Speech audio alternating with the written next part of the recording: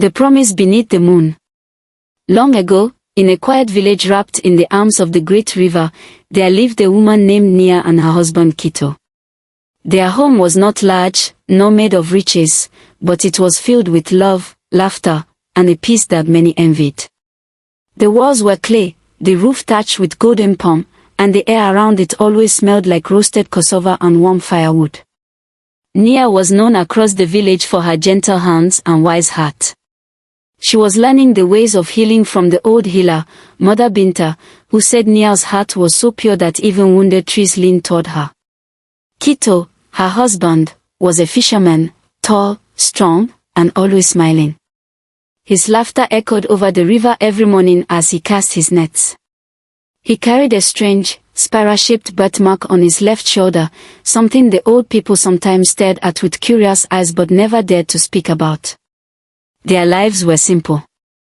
Every morning, Nia would walk barefoot to the healer's hut with a basket of herbs, and every evening, she would return to the river's edge to wait for Kito. When he arrived, soaked and grinning, he would toss her a small fish and say, "For the little one," rubbing her growing belly with joy.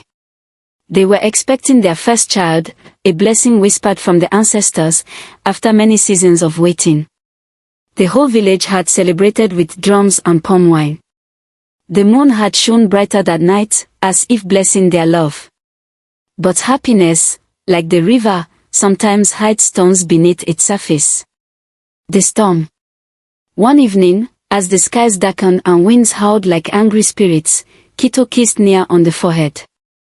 "I must go," he said, eyes on the grey sky. Nia grabbed his arm. "The water is angry, Kito. Stay." But Kito smiled, brave and foolish. "A storm brings the biggest fish. Just a quick trip. I'll return before the rain finds me." With that, he vanished into the mist, leaving Nia standing barefoot on the riverbank, holding her belly. The storm arrived moments later, furious and wild. The wind tore through trees, and thunder cracked open the sky. Nia ran back inside and prayed to the river spirits to return her husband safely. By dawn, the storm was gone, leaving behind broken trees and frightened chickens. But no sign of Kito. The return. Just before noon, a shout came from the river. Some boys found Kito drifting near the shore, unconscious in his canoe. His leg was bleeding, and his body cold as stone. Nia ran, heart pounding. She fell to her knees beside him. "Kito," she cried. His eyes fluttered open. "I'm here," he whispered, barely able to speak. They carried him home, and Nia cleaned his wound. It was strange, too perfect, glowing marks, like bite marks from something not of this world. The flesh around it had turned purple and was hot to the touch. She wrapped it in herbs, but it refused to heal. Days passed. Then, the fever came. Kito began to sweat and shake. He whispered in his sleep, calling names Nia didn't know. Sometimes, he screamed and spoke of silver eyes in the water, of voices under the riverbed. No matter what she tried, the wound oozed dark blood. It pulsed like it was alive. The elders' warning. Desperate, Nia went to visit Elder Samba, the oldest man in the village. He lived alone at the edge of the forest and rarely spoke unless the matter was serious. When she arrived, the old man was already sitting outside, chewing kola nut. His grey eyes followed her. "I knew you would come," he said without looking up. "The river told me." Nia fell to her knees. "Please, Elder. Kito is dying. I've tried everything. His wound, it glows, it doesn't heal." Elder Samba finally looked at her. "Did he speak of a fish?" "Yes," Nia said. "A glowing one. Bit him during the storm." The elder nodded. "That is no ordinary fish. That is the Ankara, the spirit of judgment.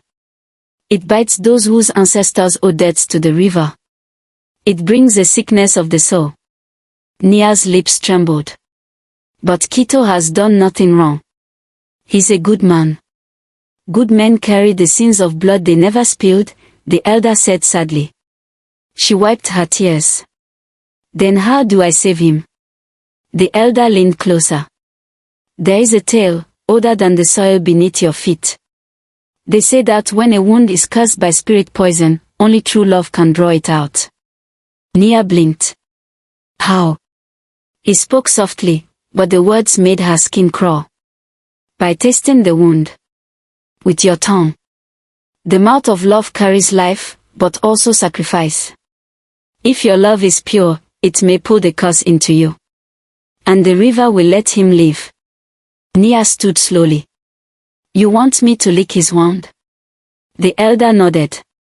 Only if you truly love him. Only if you're willing to risk the pain that may follow. She stepped back. That's madness. Perhaps. But he will not survive another sunrise. The moon watches. That night, Nia sat beside Kito as he burned with fever. He mumbled nonsense, his skin pale, his wound glowing faintly like the moon reflected in water. Nia placed a cool cloth on his forehead. Why you, my love? What debt do you pay?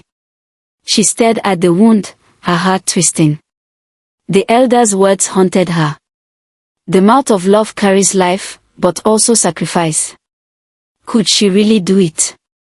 Taste the blood of a cursed wound. What if she became sick too? What if the curse passed into her and into their unborn child? But then she looked at Kito's face. The man who built her a hut with his bare hands. Who danced with her under the rain. Who had waited seasons for their child, never once blaming her. She took a deep breath. Her hand touched his leg, right above the wound. It paused under her fingers like a second heartbeat. Above them, the moon hung low and bright, watching. She closed her eyes, leaned closer to the wound. And stopped. The debate in her heart. Fear filled her chest. The air grew heavy, and her mouth went dry. Please, ancestors, she whispered. Show me the way. A wind blew through the window, soft and warm. The fire cracked. Kito moaned. His hand reached out, trembling, and touched hers. In that moment, Nia felt something stir deep within her. A knowing. A pull. A promise once made under the stars, now asking to be fulfilled. But still, she hesitated. Was this real, or a tale for desperate hearts? Was love strong enough to fight curses? Or would she doom them both? She sat there for hours, the night passing slowly. By morning, her eyes were red from crying, and her heart was still undecided. The sun peeked over the trees. A new day had come. And Nia still hadn't licked the wound.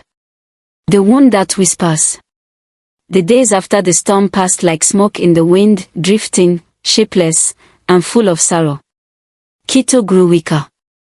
His body, once strong enough to carry full nets on one shoulder, now trembled under the weight of a god of water.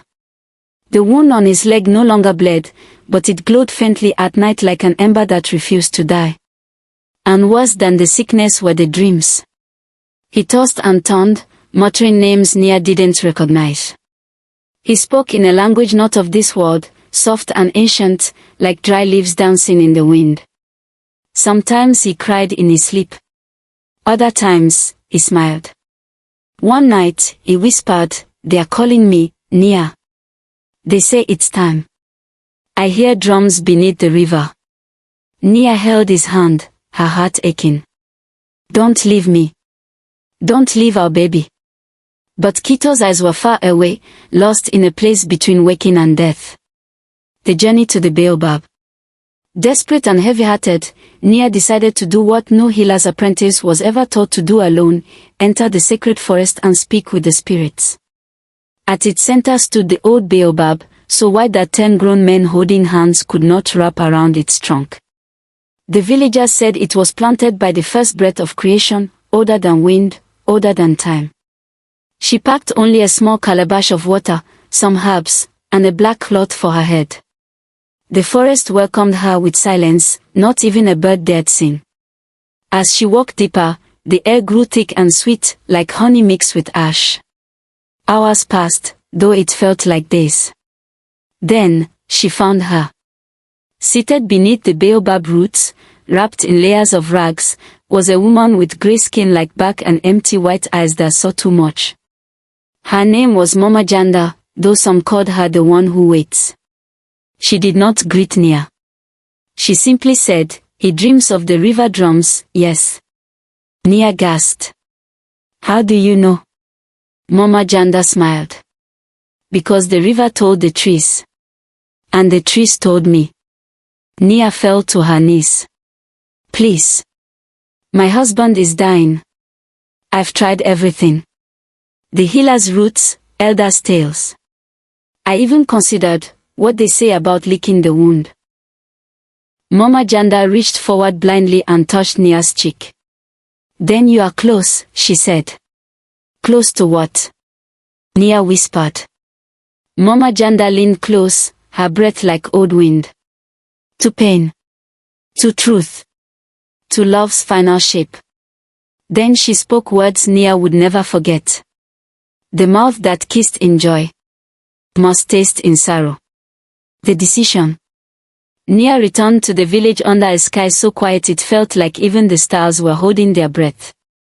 She found Kito curled in their bed, skin pale, mouth open in sleep.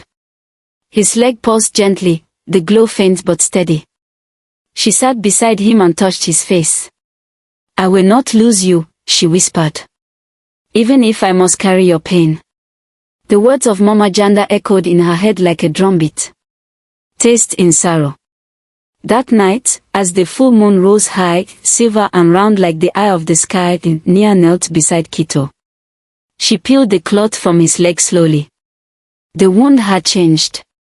No longer fresh, no longer bleeding. It looked like a small mouth had bitten him and refused to let go. It glowed faintly, alive in its own way. Her hands trembled. She leaned forward, heart pounding in her chest like a warning. Then she pressed her tongue gently to the wound. The scream. It was not like tasting flesh. It was like lightning. Pain shot through her mouth and down her spine. The wound burned her tongue as if she had placed it on fire. Her mind filled with voices, dozens, hundreds, all speaking in broken whispers. Names she didn't know. Places that didn't exist. Memories not her own. Kito's eyes shot open. He screamed, a cry so loud and deep it silenced the night. His body arched, then collapsed. Then, silence. His fever was gone. He was breathing deeply, calmly, as if for the first time in weeks.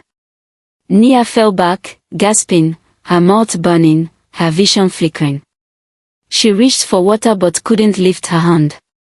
A sharp pain throbbed in her mouth. She crawled to the mirror on the wall. When she opened her lips, she saw it. A black mark on her tongue. Curved like a river snake, coiled and waiting. The price of love. The next morning, the village woke to the sound of Nia's voice singing softly.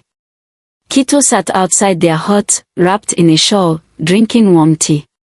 The glow in his leg had faded, though the wound remained, a deep scar shaped like the bite of some mythical beast. His eyes were clear now. He smiled gently, but behind that smile was something heavier. "I dreamed I was drowning," he said. "But I heard your voice through the water. It pulled me back." Nia smiled, though her lips trembled. "You weren't meant to leave me yet," she said. He reached for her hand. "What did it cost you?" She hesitated. Then stuck out her tongue. He gasped. The mark on her tongue shimmered in the morning sun. "You took part of it," he said softly. "You bear the curse now." Nia nodded. "Love means sharing everything. Even what we fear." They held each other tightly. But as the wind passed through the village, rustling leaves and whispering secrets, both knew this was not the end.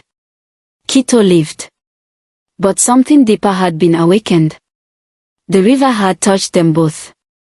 And the wound, it may have stopped glowing. But it was not done. The curse of the moonfish. The wind had changed. It no longer whispered gently through the trees but carried a weight, as though the land itself waited for something to unfold. Though Kito had healed, the scar on his leg burned under the moonlight, and Nia's tongue ached with every full moon. They lived, yes, but neither felt whole. Shadows moved at the edge of their days. The baby growing inside Nia kicked too early, too often. And sometimes, when she touched her belly, she felt a second heartbeat that did not belong to a child. It belonged to something older. One night, Kito woke with a jolt. "We must go," he said.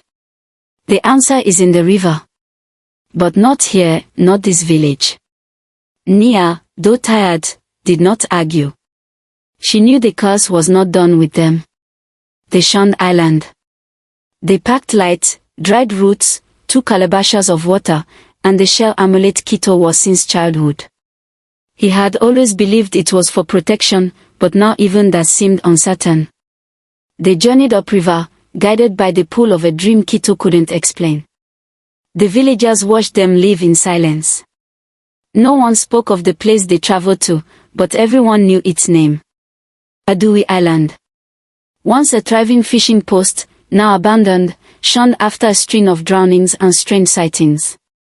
They said the moonfish spirit ruled those waters, angry and wild. No one who visited returned unchanged. Oba the hermit. It took them 2 days paddling through thick fog and tangled reeds to reach the island. At first glance, it looked empty, just broken huts, fallen nets, and carved stones eaten by moss. But as they wandered, they saw a trail of ashes and bones. And then they met Oba. He emerged from the trees like part of the forest itself, skin dark and creased, beard flowing like river foam, eyes white with age but sharp with gnawing. He held a crooked staff carved with river runes. "I knew you would come," he said, without greeting. Nia clutched her belly. Kito stepped forward. "You know about the fish?" Oba nodded. It was no ordinary fish. It was a curse-given scales. The tail of the moonfish. That night, under the twisted branches of a dead tree, Oba told them everything. "Long ago," he began, "there was a tribe that lived in balance with the river. We took only what we needed. We gave thanks after every catch. The moonfish was our guardian, a spirit of balance, beauty, and wrath." He tapped his staff to the ground. But one man, greedy and proud, stole from the sacred pool. He found a nest of moonfish eggs, glowing with moonlight, and sold them to traders from across the hills. Kito's breath caught. That man was my father. Oba's gaze didn't shift. The curse passed through him, like a shadow in blood. It waited. "And when you drew too much from the river that night, when you cast your net despite the storm, it bit you." Kito bowed his head. "I didn't know." Oba laughed, but it was a sound full of sorrow. "That is how curses work. They wait in silence until the sin is forgotten, but never gone. A choice of blood." Nia's hands trembled. "Can it be stopped? Will it pass to our child?" Oba's eyes narrowed. "The spirit poison already stirs within you. Your child kicks not from joy, but from unrest." Nia felt ice crawl up her spine. Oba continued, "The curse lives in stolen blood. And it can only be broken if that blood is returned to the river that bore it." "How?" Kito asked. Oba paused. "There is an ancient ritual. Forbidden. Lost to most. You must give your blood willingly, from the cursed wound, into the mouth of the river under moonlight." "That's it?" Nia asked. Oba shook his head. "No. That's not all." He looked at her. "It must be done not with a blade or a hand, but with a kiss. The one who took the poison into her tongue must return it by tasting the wound again and spitting the blood into the river's throat. Nia stepped back. But I almost died last time. You survived, Oba said. That was love. This will be sacrifice. The night of the ritual. They waited for the next full moon. Oba gave them sacred herbs, river chalk, and a carved bow made from the wood of the baobab tree. They stood at the river's edge, the water whispering secrets around their ankles. Nia knelt before Kito. He looked down at her, eyes wide with fear and trust. You don't have to do this. She smiled sadly. If I don't, we lose more than just us. She unwrapped his leg. The scar was no longer just a wound, it was an eye, pulsing slowly, watching. She leaned forward. She kissed it. Nothing. Then, she opened her mouth and bit it gently. The skin broke. The blood flowed dark and slow, thick with something unseen. Nia spat it into the bowl. The river roared. The river opens. Suddenly, the current rose. The bowl shook in her hands. The blood inside began to shimmer, turning silver like moonlight. A deep voice echoed through the trees, not heard with ears, but with bone and blood. The river remembers. The river forgives. But never forgets. The bowl cracked. The blood spilled into the water. For a moment, everything stopped.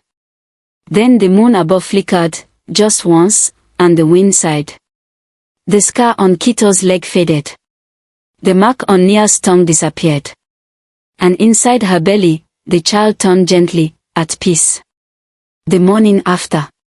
Oba stood at the shoreline, watching them in silence. His staff was planted deep in the soil.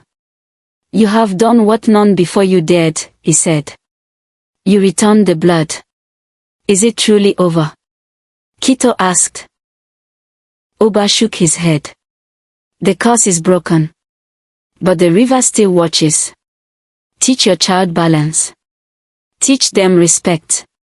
He turned and walked back into the forest. They never saw him again. The return. When Nia and Kito returned to their village, they were different. Lighter, somehow. Wiser. They told no one the full tale, but the river welcomed them. It whispered their names as they passed. Children said the fish followed their canoe, curious and calm. And when their daughter was born, she had eyes that shimmered like water under moonlight. They named her Amina, which means peace returned. But every year, on the night of the full moon, Nia would walk to the river's edge and place a drop of water on her tongue. Not out of fear, but as a reminder of what love cost and what it healed. Sparkles to be continued. Next, final part, Amina and the moon's last secret. Years later, Amina begins hearing the river call her by name. She must face a final test of balance, protect the river, or protect her village. The moonfish returns, not in flesh, but in dream. Blood offering at dawn. The river had grown quiet. No wind stirred its surface. No frogs called. Even the birds, usually gossiping before sunrise, had fallen silent. It was the silence of waiting, like breath held before a scream. Nia stood barefoot on the bank, her dress soaked with mist, her hands trembling not from fear but from knowing. Tonight, she would meet the river's truth. She had kissed her daughter, Amina, goodbye, pressed her forehead to Kito's, and walked alone beneath the thinning stars. Behind her, Oba waited, watching with the stillness of an old tree. The ritual must begin. By moonlight and starlight, Nia had prepared. Oba had shown her how to bathe in crushed herbs, bitter leaf, river moss, and salt to cleanse the skin. She had swallowed a drink brewed from fireroot and ground bone to purge the body. She had sung sacred chants, old words passed down from the first river folk. To water I return. What water gave, I give again. Let not love rot. Let not greed reign. She painted her tongue with charcoal ash and carved a thin line of river clay across her belly, where life stirred no more. Oba had warned her, you will not just offer blood. You will offer your soul's gate. Once opened, something may enter, and not all wish you well. Still, she stepped forward. Because to love Kito, to protect Amina, meant choosing the path others feared. The offering. She knelt beside the river. Kito stood a few paces back, the wound on his leg uncovered, pulsing gently as though it still breathed. The mark was smaller now, but not gone. Nia placed both hands on his leg. I am ready, she whispered. Kito's jaw tightened. You don't have to do this. Yes, she said. I do. She bent her head. Her tongue touched the wound, warm, bitter, still carrying that soft glow that had cursed them. And then, she did not stop. She drank. Only a mouthful. But it was enough. Her vision split like water struck by stone. The spirits rise. The air around them cracked open. The river surged, not in waves, but in shapes. Shadows made of mist and memory rose from its surface. Some had faces like fish, mouths open with teeth of coral. Others had no form, only voices. Still others shimmered with beauty, old women with silver skin, children with shell eyes. They surrounded her. Some reached out as if to pull her into the water. Others placed their hands upon her shoulders, gently, like a mother waking a child. Then came the voice. It rolled through the trees, ancient and deep. She drinks what is not hers. She tastes the rot of another's hand. She dares carry the guilt of men. Shall we let her pass? The trial of heart. A circle of light formed around her. The spirit stepped back. Nia stood alone inside it, chest rising fast, mouth coated in blood and salt. One spirit emerged, neither man nor woman, draped in flowing light. Why do you carry his curse? It asked. She lifted her head. Because love does not ask whose fault, it only asks who will stay. Why should the river forgive you, when it was not your hand that stole? Because I offer not excuses. I offer truth. Truth alone is not enough. Then take my body, she said. But leave my daughter free. Silence. Then, one spirit began to cry. Another hummed. And the one of light spoke once more. Your heart is unselfish.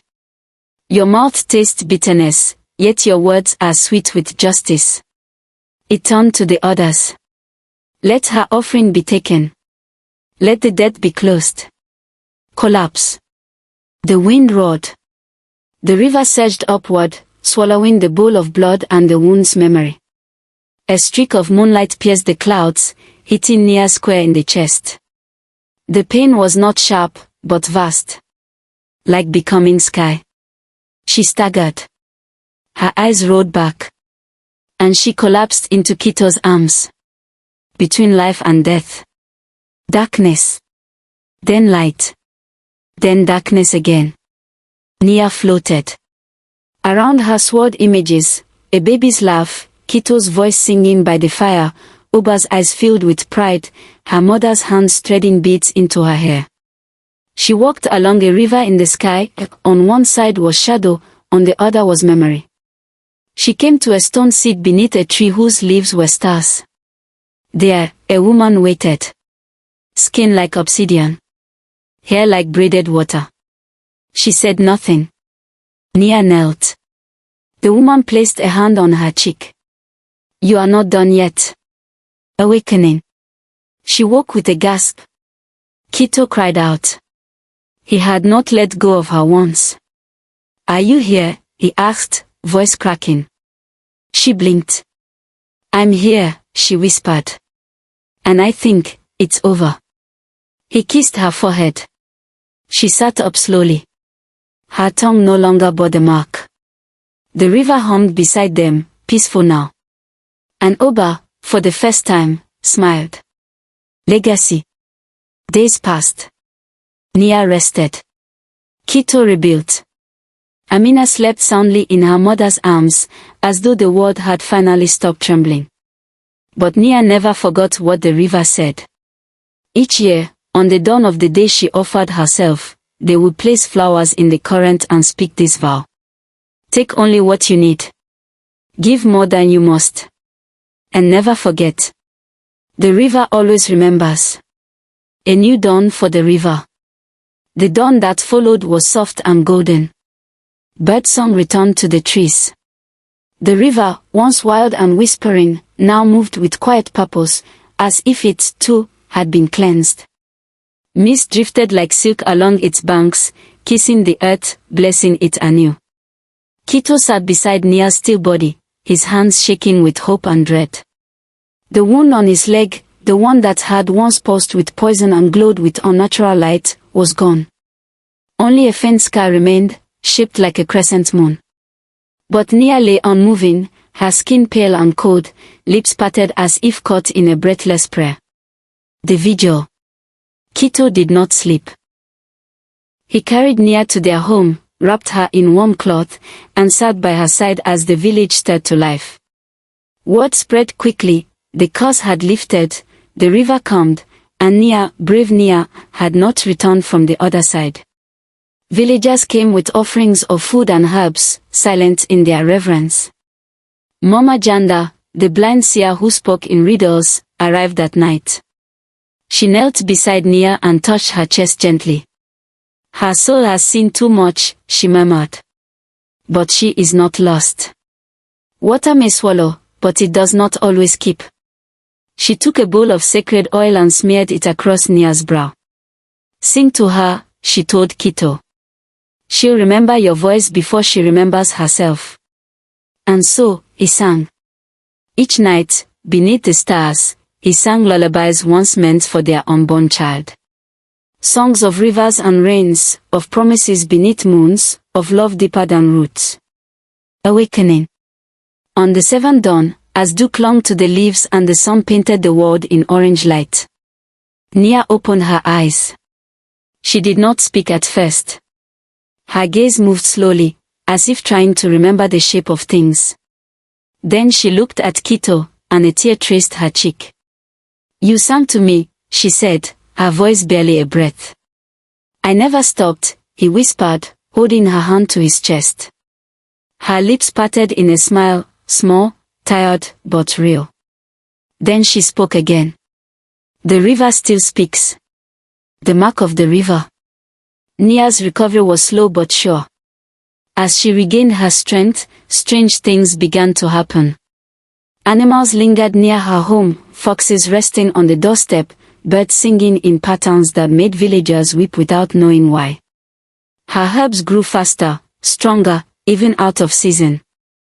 Rain fell gently when she sang, and once, a dying child breathed easily again after Nia whispered to the wind. It was Mama Janda who confirmed it. She drank the curse and survived. Now the river has marked her. Indeed, when Nia stuck out her tongue to check, it glowed faintly, blue as river light. She could now hear the river's whisper. And sometimes, the trees. The one who drank the curse. Word traveled far.